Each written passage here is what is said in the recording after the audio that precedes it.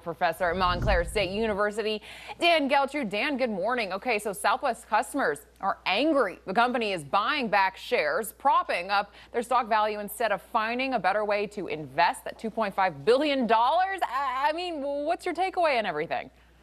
Well, this is a classic battle here because the customers want that money to be invested into upgrades, right, for the long-term benefit of the airline.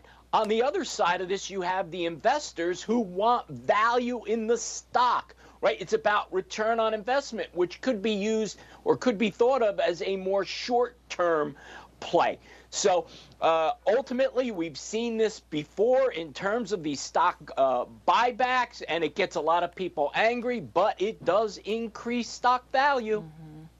So we had on Seth Denson yesterday, and he was saying that this kind of the bullpen kind of running to your seat, it kind of takes away from the business class customers who want to come in. They want to know where they're sitting. They want to be able to purchase their seat. Do you agree with that is the reason that they are taking away this kind of business model that they've had forever when it comes to their type of seating?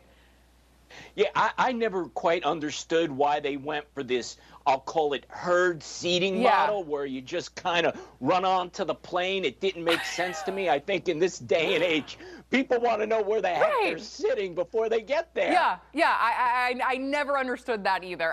Okay, so let's take it back to the ground. So U.S. vehicle sales kind of struggling right now, no surprise to anybody, as the current market is just simply too pricey for so many consumers, reducing the numbers of Americans who can afford a new car. So automotive journalist Jessica Caldwell telling reporters, quote, people on average are having to finance $40,000 for a new car. So the new market is quite limiting for a lot of buyers. Dan, I don't know, what's your advice for consumers who find it difficult to afford a new car? I know my little brother is trying to buy a new car, but this market, it's almost impossible. Yeah, it's really tough. Listen, unless you're Seth Denson, where money doesn't matter and you can just buy any car you want, for the rest of us, this is a real challenge. So my advice to everybody out there is consider buying a quality used vehicle. We saw this during the pandemic. Of course, that made used vehicles in prices go way up, but that's really the place to go. Listen, it just so happens right now I'm looking for a new vehicle, and I am literally shocked by the prices of these new cars. So I just think the used vehicle market, which is a very good market, is the way to go. Yeah, I feel like that's the advice I've always been given almost my entire life. Always buy a used vehicle. The second you drive a new car off the lot, the value goes way down anyway.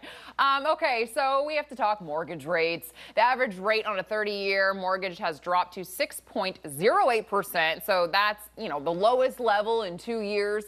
Now, according to Freddie Mac's primary mortgage market survey, under Trump, rates went from 4.09% down to 2.77%. I've been harping on this for weeks. Meanwhile, rates skyrocketed under the Biden-Harris administration, rising to 7.79%. My goodness. Dan, what will it take to get rates back down to where they were? Will they ever get back down to where they were just in the next couple of months heading into the election? Well, I don't think they're going to get down to where they were anytime soon. However, when you look at what the Federal Reserve's policies are, that has a huge impact on where mortgage rates will go.